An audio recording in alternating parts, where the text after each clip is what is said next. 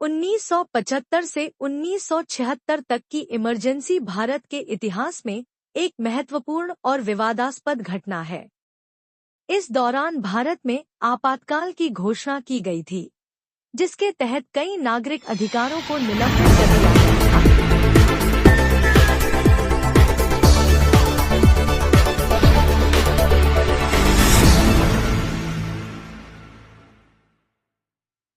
इस news channel पर जो भी वक्ता ने कहा वो उसकी अपनी राय है, जिसकी पुष्टि नेशन न्यूज इंडिया नहीं करता। धन्यवाद।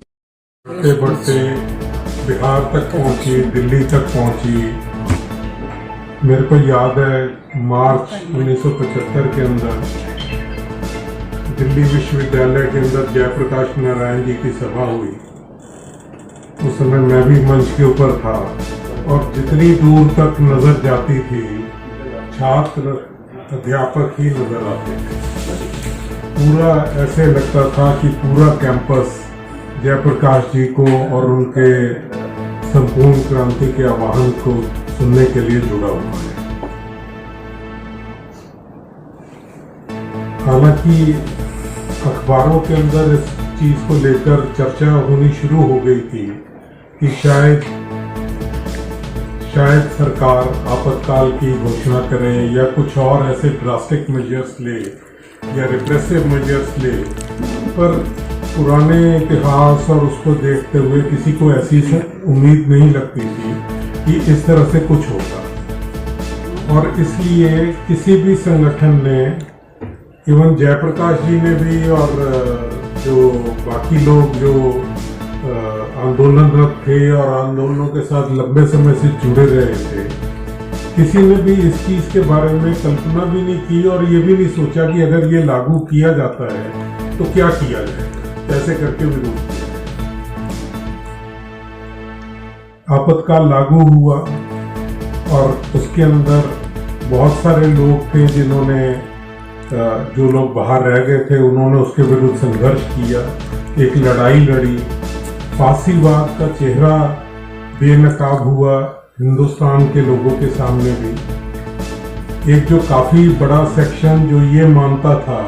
और शायद आज भी मानता है कि मिलिट्री रूल ही एक आंसर है या मिलिट्री रूल ही एक जवाब है कि जिससे देश के अंदर संपन्नता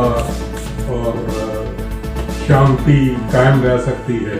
तो उनके सामने भी उस चीज के बारे में स्थिति साफ हुई और उनको ये समझ आने लगा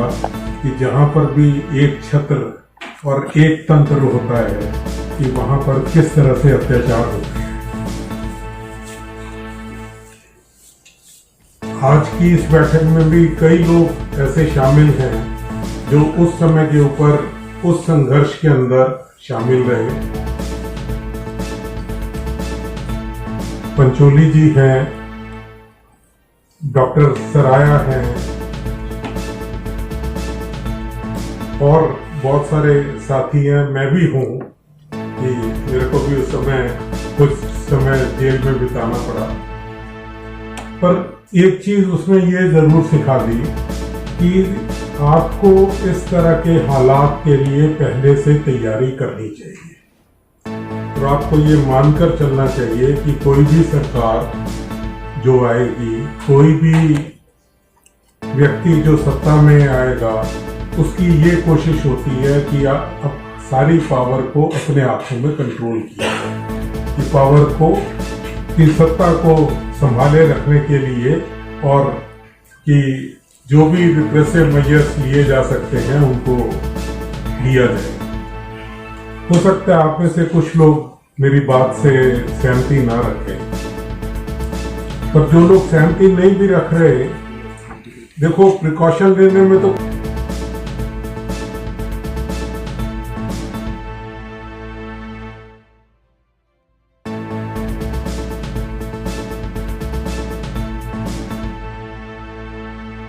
बदल रहे हैं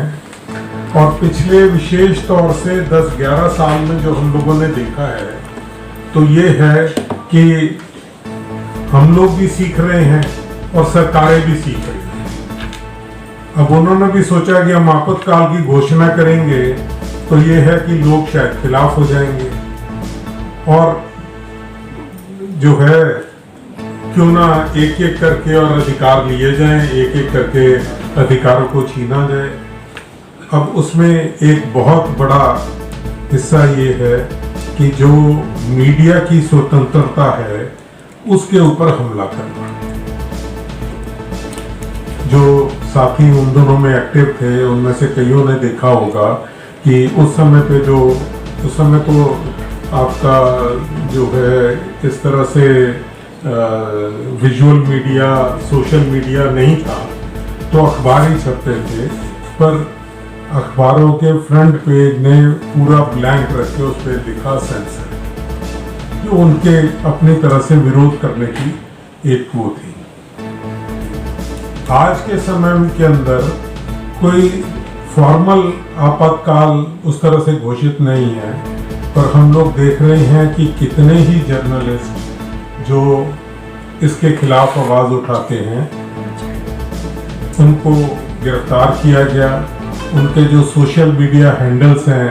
उनको रोकने के लिए जो है कदम उठाए गए। उनको कई बार तो अभी रिसेंटली वायर कई, जब तक उन्होंने अपनी पोस्ट को विड्रॉ नहीं कर लिया तब तक उनको टेलीकास्ट नहीं करने दिया गया। तो यूसीएल और जन हस्तक्षेप दोनों संगठन जो इस विषय को लेकर जो है नागरिक स्वतंत्रता की बात को लेकर, लोगों के अपना फ्रीडम ऑफ एक्सप्रेशन को लेकर और यूएपीए के खिलाफ, किसी भी तरह के अत्याचार के खिलाफ अपनी आवाज बुलंद करते रहे हैं, तो उन्होंने ये तय किया कि इस बारी का एंटी इमरजेंसी डे, जो हम करीब पिछले 50 साल से ही ऑलमोस्ट हम लोग मनाते चले आ रहे हैं, अब उसके रूप अलग अलग रहे हैं। क्योंकि मेरे को इसलिए भी याद है क्योंकि 23 जून 1976 को मेरी गिरफ्तारी हुई थी, तो उस समय हम एक पोस्टर निकाल रहे थे कि जिसमें इंदिरा गांधी जी की तस्वीर थी, उनको सलाखों के पीछे दिखाया गया था, उस पर लिखा था कि तानाशाह की आखिरी जगह। तो ये भी एक एंटी इमरजेंसी डे मनाने का वो था, प्रोसेस था। तो बजाय इस डिबेट में गए कि कब से वो फॉर्मली मनाया जा रहा है, पर यह है कि किसी न किसी रूप में उसको लेकर और इसको याद करने का हमारा मकसद है। आपके अधिकारों को छीना जा रहा है, एक एक करके लिया जा रहा है, उसके प्रति आप लोग जागरूक हों। जब तक आप जागरूक नहीं होंगे, आप अपनी आवाज़ नहीं बुलंद करेंगे, तब तक जो है वो ये इनके प्रति आपका जो है अधिकार आप हर वर्ष या हर दिन के साथ कुछ ना कुछ खोते चले जाएंगे। आज की ज़रूरत है कि जो आवाज़ अब तक पहुँचे वो निष्पक्ष हो, आपको दोनों पक्षों को सुनने का मौका मिले और उसके बाद आप लोग अपना फैसला करें। तो मैं तो केवल इंट्रोडक्शन के तौर पर अपनी बात रखना चाहता था, पर भाषण देने वालों में आदत होती है माइक सामने आ जाए तो जरा रोकना कठिन हो जाता है। तो मैं जो हमारे मुख्य वक्ता हैं आज के, उनको मैं मंच पे आमंत्रित करना